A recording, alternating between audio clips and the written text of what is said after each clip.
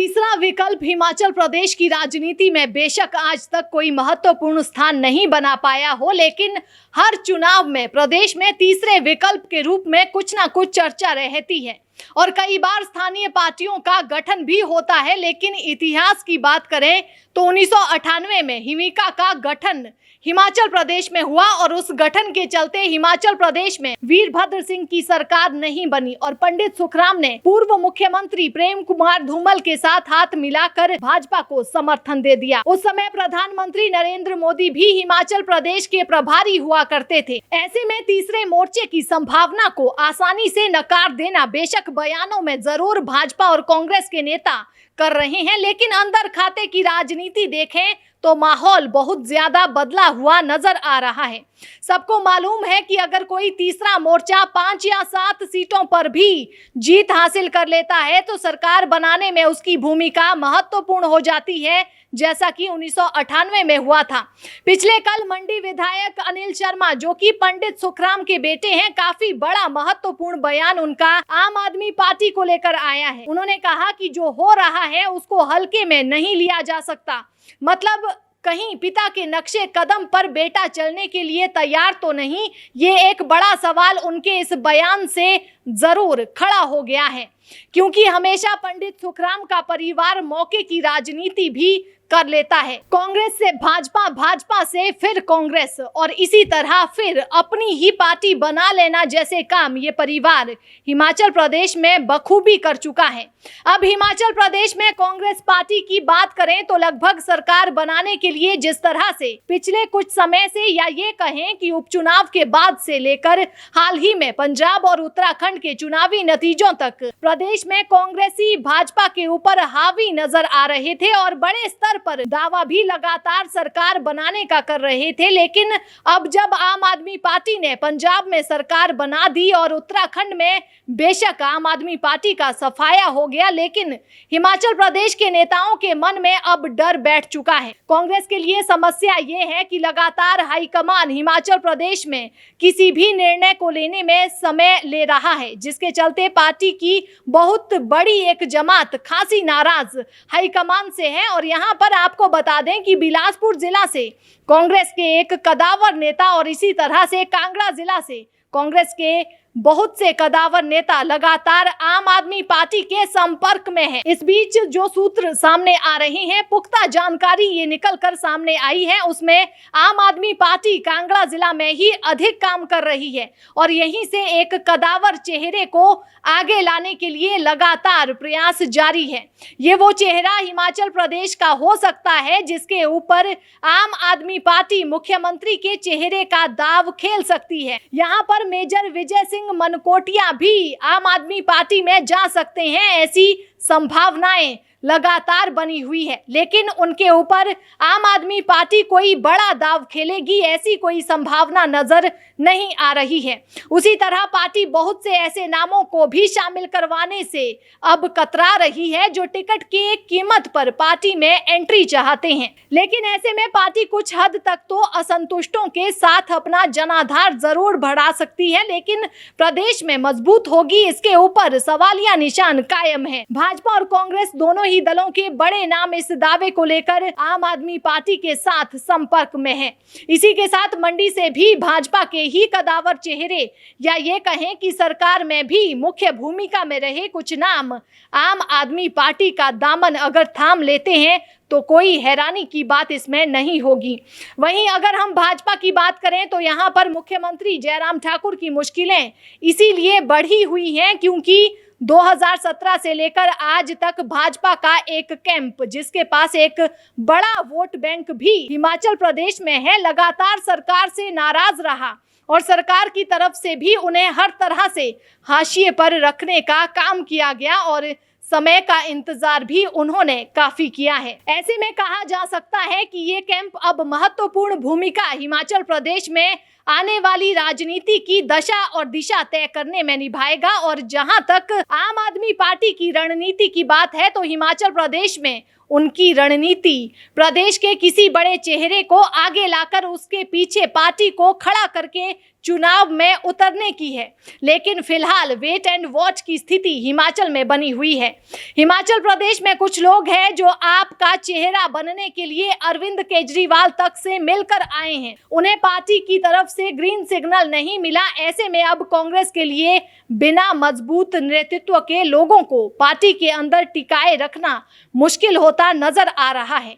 यही कारण है कि लगातार कांग्रेस के कार्यकर्ताओं और युवाओं का पलायन जारी है। आम आदमी पार्टी भी कांगड़ा जिला और हमीरपुर जिला से ही लोकसभा क्षेत्र से एक ऐसे चेहरे की तलाश कर रही है जो सर्वमान्य हो, मतलब कदावर चेहरा हो। बहुत से नाम कांग्रेस पार्टी के तो हैं ही, लेकिन भाजपा के भी कुछ नाम हैं जिनको लेकर आम आदमी पार्टी की टीम लगातार काम कर रही है और मजबूत संपर्क साधने का प्रयास किया जा रहा है। जहां तक भाजपा की बात है तो भाजपा में भी राजनीति और व्यापार साथ साथ चलता है। इसीलिए 31 मार्च तक का तो इंतजार भाजपाई कर ही रहे हैं, लेकिन इसी के साथ अभी सरकार को 3-4 महीने और हिमाचल प्रदेश में है। ऐसे में बड़ी जल्दबाजी ये लोग इसीलिए भी नहीं कर रहे हैं ताकि आर्थिक नुकसान इन लोगों को निजी तौर पर ना हो जाए। ऐसे में ये कहा जा सकता है कि कांग्रेस के छोटे स्तर पर पलायन आम आदमी पार्टी में तो शुरू हो गए, लेकिन भाजपा में अभी इसके लिए मई-जून तक का इंतजार करना पड़ेगा। आम आदमी पार्टी की बात करें तो पार्टी लगातार सक्रिय है। पार्टी के अलग अलग नेता प्रदेश के हर जिले में संभावित उम्मीदवारों की सूचियां बनाते नजर आ रहे हैं और उन सूचियों में आए लोगों से कैसे संपर्क करना है इसके ऊपर भी लगातार काम कर रहे हैं। इसी के साथ पंजाब में मुख्यमंत्री किस तरह से काम करेंगे, जो वादे उन्होंने पंजाब की जनता के साथ किए हैं उन्हें कैसे पूरा करेंगे, इन सब के ऊपर भी हिमाचल की निगाहें टिकी हुई हैं। हिमाचल प्रदेश पढ़े लिखे लोगों का प्रदेश है और आम आदमी पार्टी का जो वोट बैंक है वो अधिकतर गरीब तबका है। लेकिन हिमाचल में पार्टी के लिए मुश्किल ये है कि यहाँ पर राजनीतिक अभिलाषा रखने वाले लोग इनको अधिक मिलेंगे और जो गरीब तबका हिमाचल प्रदेश में है वो कम नजर आएगा। हिमाचल में जो स्थानीय लोग हैं उनकी आर्थिक स्थिति देश के बहुत से प्रदेशों से काफी बेहतर है। ऐसे में अब देखना यह होगा कि हिमाचल की जनता उत्तराखंड के फॉर्मूले के ऊपर चलकर आम आदमी पार्टी को जवाब देती है या फिर पंजाब की तर्ज पर एक बड़ा बदलाव आम आदमी पार्टी के पक्ष में करती है।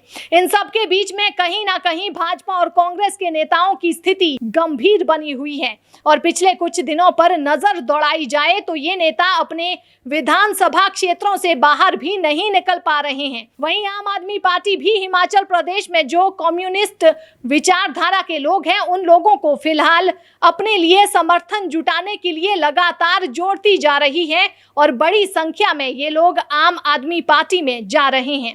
देखा जाए तो हिमाचल प्रदेश में कम्युनिस्ट विचारधारा को कोई समर्थन आम चुनावों में नहीं मिलता है। ऐसे में आम आदमी पार्टी इस विचारधारा को लेकर जरूर प्रदेश में आगे बढ़ती नजर आ रही है और इसके अलावा कोई बड़ी उपलब्धि पार्टी को मिली हो ऐसा नहीं कहा जा सकता। जहां तक हाल ही में शामिल हुए लोगों की बात है तो उसमें अभी तक राजनीतिक रूप से देखें तो सरकाघाट से मुनीश जो जिला परिषद सदस्य हैं वे जरूर आम आदमी पार्टी के उम्मीदवार के रूप में विधानसभा चुनावों में नजर आ सकते हैं, लेकिन इसके अलावा कोई भी और ऐसा नाम नहीं है जिसे पार्टी टिकट देगी। प्रदेश में सिर्फ 68 विधानसभा क्षेत्र है और टिकट की इच्छा रखने वाले नेता आम आदमी पार्टी में शामिल हो रहे हैं।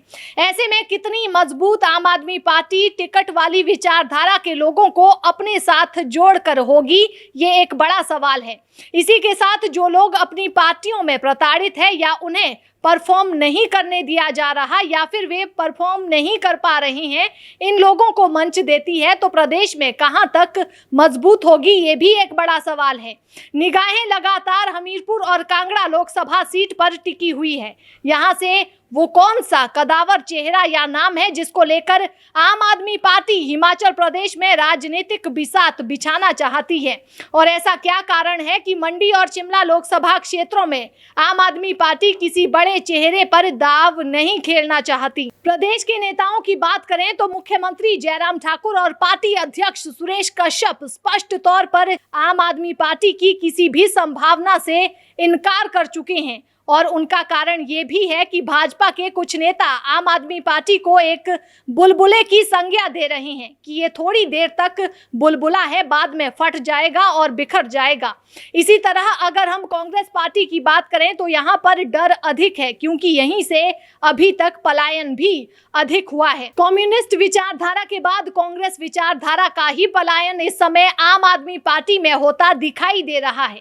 ऐसे में बेशक पार्टी के नेता मुकेश अग्निहोत्री और ठाकुर सुखविंदर सिंह सुक्खू के साथ आशा कुमारी, सुधीर शर्मा जैसे नेता बार बार इस बात को कहते नजर आ रहे हैं कि तीसरे विकल्प की कोई जगह हिमाचल प्रदेश में नहीं है, लेकिन इसी पार्टी के बहुत से चेहरे ऐसे भी हैं जो सूत्रों के अनुसार आम आदमी पार्टी के साथ लगातार संपर्क में हैं। इसमें बहुत से तो पूर्व विधायक ही हैं जिन्हें कांग्रेस पार्टी का टिकट मिलना भी तय है, लेकिन इनसे जब बात हुई तो ये कहते हुए नजर आए कि जिस नेतृत्व में इस समय पार्टी है इसमें जीतना असंभव है। ऐसे में कोई महत्वपूर्ण निर्णय जरूर लिया जा सकता है। राजनीतिक दलों के बड़े नेता जरूर इस बात को खारिज करते हैं कि आम आदमी पार्टी का हिमाचल में कोई जनाधार बनेगा, लेकिन जिस तरह से लामबंदी आम आदमी पार्टी प्रदेश में करती नजर आ रही है उससे ये कह सकते हैं कि मुश्किल तो जरूर राजनेताओं की प्रदेश में बढ़ने वाली है, क्योंकि 68 विधानसभा क्षेत्रों में 68 उम्मीदवार चुनावी मैदान में होंगे, और ऐसा प्रदेश में पहली बार होने जा रहा है कि कांग्रेस और भाजपा के अलावा एक तीसरी पार्टी के उम्मीदवार सभी विधानसभा क्षेत्रों में चुनाव लड़ेंगे। मतलब जीतने का मादा रखते हो या फिर नहीं रखते हो, किसी को हराने का दम तो जरूर रखते हैं। अब ये तो चुनावों में ही पता चलेगा कि किसने किसको हराया है, लेकिन एक छोटा फैक्टर ही सही आम आदमी पार्टी के नेताओं ने भाजपा और कांग्रेस के नेताओं के दिलों में डर जरूर पैदा कर दिया है। हिमाचल प्रदेश में आप एंट्री कर चुकी है, इस बात को झुटलाया नहीं जा सकता है।